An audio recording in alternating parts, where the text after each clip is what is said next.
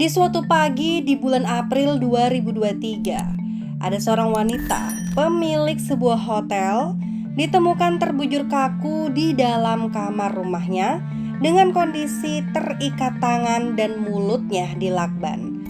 Bahkan, kondisi tubuhnya hampir membusuk. Apa yang sebenarnya terjadi?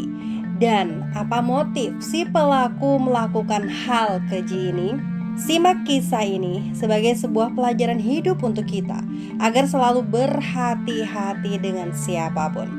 Hanya di channel Rika Ron.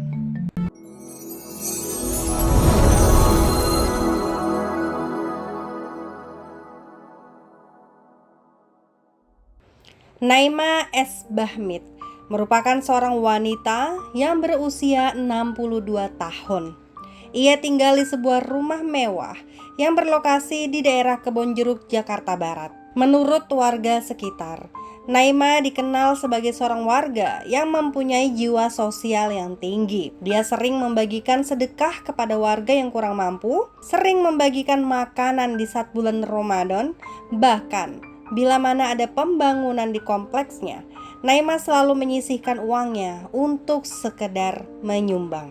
Meskipun begitu, warga ternyata tidak mengenal cukup dekat sosok Naima ini, sebab diketahui Naima sangat jarang sekali berbaur dengan tetangganya dan sangat jarang keluar rumah.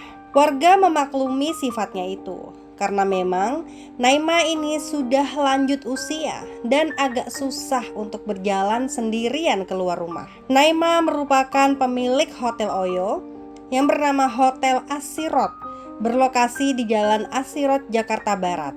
Hotel tersebut sekaligus menjadi tempat tinggal Naima. Awalnya dulu hotel ini bermula bangunan indekos yang sangat kecil dan juga sederhana.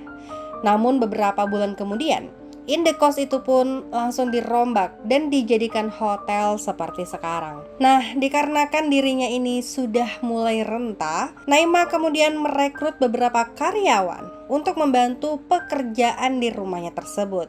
Karyawan pertamanya ini adalah S. Ia telah bekerja sebagai ART di sana selama 9 bulan lamanya. Dan yang kedua berinisial F, yakni seorang wanita berusia 49 tahun yang baru bekerja di sana selama 3 bulan. Awalnya mereka ini tampak baik-baik saja di saat baru beberapa minggu bekerja di sana. Namun, lama-kelamaan mereka berdua merasa sakit hati setelah sering dimarahi oleh Naima. Menurut S dan F, Naima ini dikenal sebagai majikan yang arogan, sombong, dan sering berkata kasar kepada mereka. Maka dari itu, dikarenakan sudah merasa sakit hati oleh perlakuan majikannya tersebut, mereka langsung merencanakan pembalasan sakit hati kepada Naima. Kejadian mengerikan ini terjadi pada tanggal 12 April 2023. Saat itu, Naima menyuruh F untuk melakukan pekerjaan rumahnya. Namun F menolak dikarenakan tidak terima dengan sikapnya itu. Kemudian Naima langsung meluapkan kata-kata kasar kepada F. Dan dikarenakan dendam di hati yang semakin membuat tekad F ini untuk membalas sakit hatinya, F kemudian mendorong Naima hingga terjatuh. F kembali melakukan aksinya dengan cara menindih badan Naima dan juga menutup mulut Naima dengan tangannya supaya lebih sulit bernafas.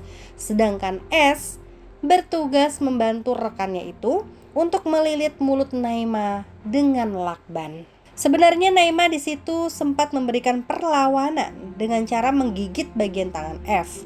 Akan tetapi, tenaga dua pelaku tersebut masih belum bisa ditandingi. Leher Naima kemudian dijerat menggunakan tali jemuran selama 15 menit sampai pada akhirnya dikarenakan telah kehabisan nafas, Naima pun langsung meninggal di tempat. Setelah kedua pelaku ini mengetahui bahwa Naima ini telah meninggal, mereka lalu mengikat bagian tangan Naima. Lalu tubuh Naima pun diangkat menuju ke kamarnya. Dan untuk menghilangkan jejak kejahatan ini, Tubuh Naima kemudian mereka tutup menggunakan selimut dan juga bantal. Setelah puas melakukan pembalasan sakit hati mereka, lalu mereka pun berdua kabur ke daerah Keronjo, Tangerang.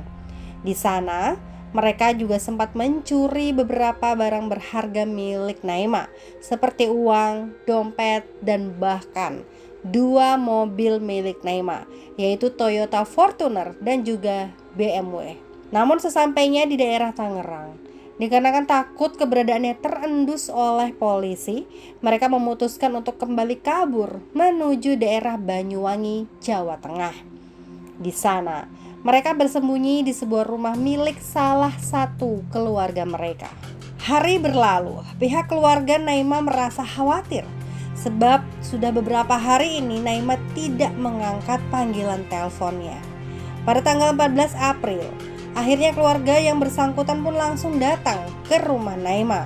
Namun sesampainya di sana, mereka pun sangat terkejut karena menemukan keadaan Naima yang telah meninggal terbujur kaku di dalam kamarnya.